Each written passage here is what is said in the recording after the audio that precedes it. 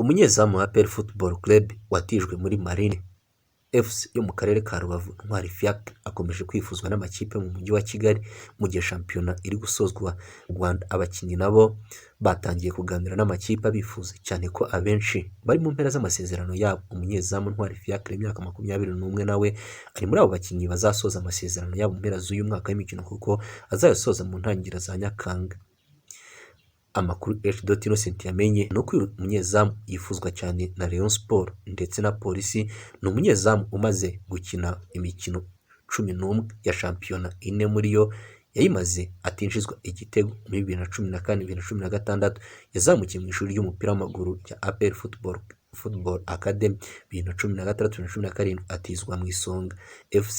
Muri 2018-2017 yari umunyezamu wa mbere w'Intare, ayikinira imikino 30 ndetse itsindira kujya mu cyiciro cya mbere, ariko kuko ari ikipe izamura impano z'abato ntiyigeze iza mu cyiciro cya mbere. Mu mwaka wa 2019 yazamuye mu ikipe nkuru ya APR FC ariko ntihatinda kuko yahakiniye umwaka umwe gusa ahita atizwa muri Marine. Ntwari Fiacre ni umunyezamu wa APR ariko watijwe Marine kugeza ubu ngubu. Igice cyo cyose uyu munyezamu ikipe y'ingabo z'igihugu Ntwari Fiacre wifuzwa n'ikipe ya Rayon Sport. Kugeza ubu ngubu ikipe ya Rayon Sport ifite ikibazo mu izamu, ni nyuma y'uko wari umunyezamu wayo wa mbere Kwizera Olivier asinye umwaka umwe muri ikipe yambara ubururu n'umweru, bikaza kurangira uyu munyezamu agiye agaragaza amakosa menshi atandukanye, aho benshi bataziraga ko yaba arariye ruswa ku mukino wahuje Rayon Sport na Gasogi United, aho izi kipe zaje kunganya igitego 1-1. Abenshi baza kumushinja imyitwarire itari myiza, aho yatorokaga aho yabaga mu ikipe mu Nzove akafatirwa hanze arimo gukoresha ibiyobyabwenge, rimwe na rimwe bikavugwa ko ariyo ntandaro yabituma atitwara neza mu kibuga no hanze y'ikibuga. Kugeza ubu Kwizera Olivier uri mu mpera z'amasezerano ye, ariko bivuga ko uyu yari amaze kumvikana n'ikipe y'ingabo z'igihugu ariyo APR Football Club. Kugeza ubu ikipe ya Rayon Sport ikaba iri mu biganiro na Fiacre, aho bishobora amakipe yombi ashobora kuzumvikana akamwe ikaba yatwara Kwizera Olivier Rayon Sport, ariko igikeneye ikaba ikeneye undi munyezamu uza gufasha abahari inyuma y'uko Bashunga Abuba agaragaje ko atari ku rwego rushimishije gufatira ikipe ya Rayon Sport. Uyu Bashunga Abuba akaba ari mu bakinnyi bagejeje ikipe ya Rayon Sport mu matsinda y'imikino nyafurika. Kugeza ubu Fiacre umunyezamu uhoraho w'ikipe Marine ubanzamo. Kugeza ubu umunyezamu akaba yaranahamagaye mu ikipe y'igihugu Amavubi nyuma y'iminsi mikeya. Uyu ari intizanyo y'ikipe y'ingabo z'igihugu APR Football Club. Kugeza ubu Fiacre ukomeje gushakishwa n'ikipe ya Rayon Sport ndetse n'ikipe ya AS Kigali, bigaragara ko nayo iryamiye amajanja. Ni nyuma y'uko Bakame ari kugenda ajya mu zabukuru kandi ikipe itakifuza gukoresha abakinnyi b'abanyamahanga. Shami Rubate kugeza ubu ngubu akaba ariwe mukinnyi urimo gufatira ikipe, ariko kubera umubare w'abanyamahanga ntajya abona umwanya. Kuki Nkomezi Alex yasinyiye Mukura Victory Sport ariko ntayikinire? Nkomezi Alex ukina mu kibuga hagati rimwe akifashishwa mu mutima w'ubwugarizi, yasinyiye Mukura Victory Sport Waziri tariki ya 18 Nyakanga 2020. Icyo gihe Nkomezi yongeye gukurwa muri Mukura Victory Sport ku masezerano y'imyaka 2, inyuma y'uko yari amaze amezi 3 atandukanye na APR FC yamazemo umwaka umwe, ariko ntabone igihe gihagije cyo kuyikinira. Nkomezi Alex wakiniye amakipe arimo Sunrise FC na AS Kigali yageze muri Mukura Victory Sport bwa mbere muri 2017 ayikinira imyaka 2 mbere yo kwerekeza muri APR FC. N'umwe mu batwaranye n'ikipe y'Ihuye igikombe cy'amahoro cya 2018 bakayihesha kwitabira irushanwa rya CAF Confederation Cup 2018-2019, aho yasezerewe mu cyiciro cya nyuma kigana mu matsinda. Niryo rushanwa nyafurika Mukura Victory Sport yari ikinnye. Nyuma y'uko uyu mukinnyi agarutse muri Mukura Victory Sport ntiyigeze ayikinira umukino n'umwe, nubwo asanzwe afite amasezerano yayo. Aganira na H.Innocent yasobanuye ko impamvu atakiniye ikipe ari uko itamuhaye ibyo bumvikanye. Ati ntibigeze bashaka kumpa amafaranga yose ya recruitment twavuganye, bashatse kuyampa mu bice ndabyanga kuko nababwiye ko ntajya mfata amafaranga y'ibice, nabo bambwira ko shampiyona nitangira bazayampa yose, none banze kubikora. Niyo mpamvu nta mukino n'umwe nagaragayemo uyu mwaka. Kugeza ubu uyu mukinnyi uretse atarakina umukino n'umwe, nta nubwo akora imyitozo kubera ko Mukura Victory Sport itabashije kumuha ibyo bumvikanye mu masezerano.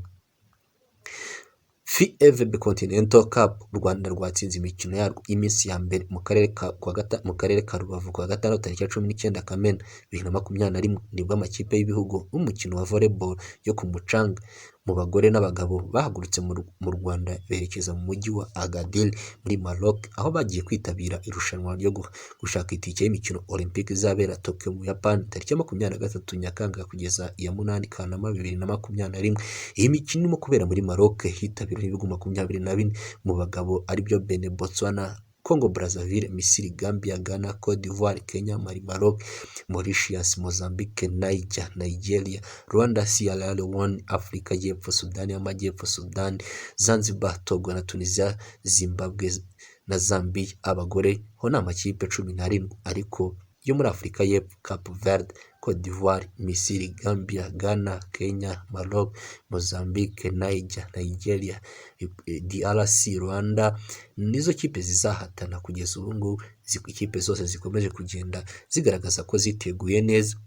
Myasiro Jean Marie Vianney wasobanuye uko byagenze mbere yo gushinjwa guca panya muri Kigali International Peace Marathon 2021 kuri iki cyumweru tariki 20/2021 nibwo habaye isiganwa rya marathon mpuzamahanga yitiriwe amahoro ku nshuro ya 16 Kigali International Peace Marathon 2020. Abakinnyi babiri b'u Rwanda niyo mubona Yves Yankurije Marthe bitwaye neza begukana umudari wa zahabu mu gusiganwa igice cya mbere mu isozwa ry'irushanwa mu cyiciro cya marathon yuzuye mu byiciro by'abagabo. Abatekinisiye bari bayoboye isiganwa byavuze ko Myasiro Jean Marie Vianney kapiteni w'ikipe ya Nyirangarama AS atasoje isiganwa ahubwo yakoze ikosa ryo guta umuhanda agaca inzira ya bugufi abantu bakunda kwita panya. Ibi byatumye Myasiro Jean Marie Vianney wari gusoza ku mwanya wa 5 yamburwa ibihe byose yari yakoresheje anakurwa ku rutonde rw'abakinnyi bari bitabiriye irushanwa byabaga ku nshuro 16.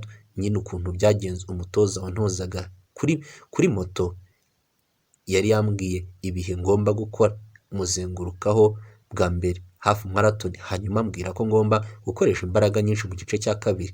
Ayo mabwiriza yansabye imbaraga nyinshi. Agace ka mbere nagakoze neza nta kibazo kajemo.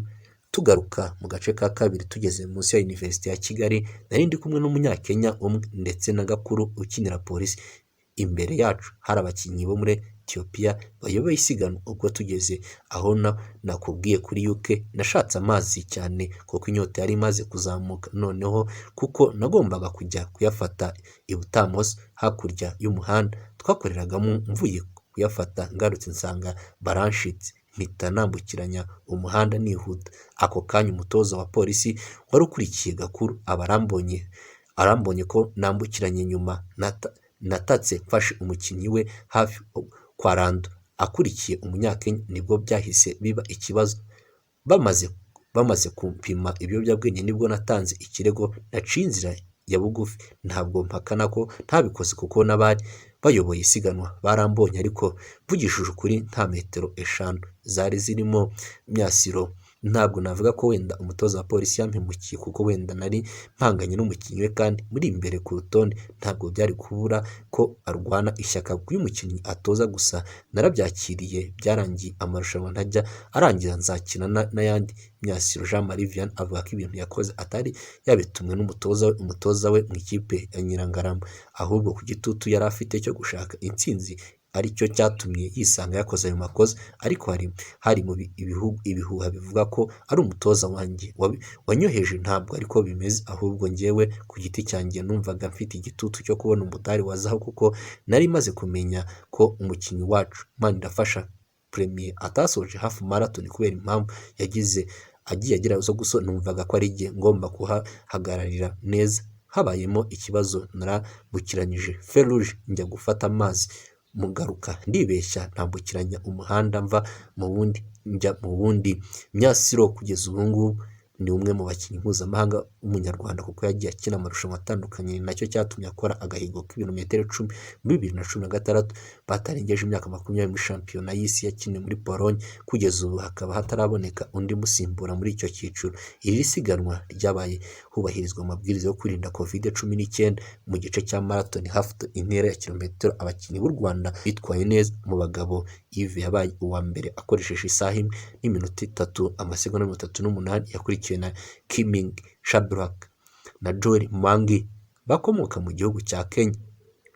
Mu bagore yankurije marathon yegukanye umwanya wa kabiri, ubwo irushanwa riheruka muri 2019 yegukanye umwanya wa mbere aho yakoresheje isaha 1 n'iminota 15 n'amasegonda 17, yakurikiwe na Musabyeyezu Adeline. Naho ku mwanya wa gatatu haza Ekimeti Edana. Mu gusiganwa marathon full marathon intera ya kilometero 40, abakinnyi bakomoka muri Ethiopia na Eritrea mu bagabo n'abagore nibo bitwaye neza. Mu bagabo Kedrin we wegukanye umwanya wa mbere aho yakoresheje amasaha 2 n'iminota 23 n'amasegonda 29, yakurikiwe ku mwanya wa kabiri na Bernadette Hindu ukomoka muri Eritrea amasaha 2 n'iminota 23 n'amasegonda 30, naho ku mwanya wa gatanu Mestre Denko ukomoka muri Ethiopia.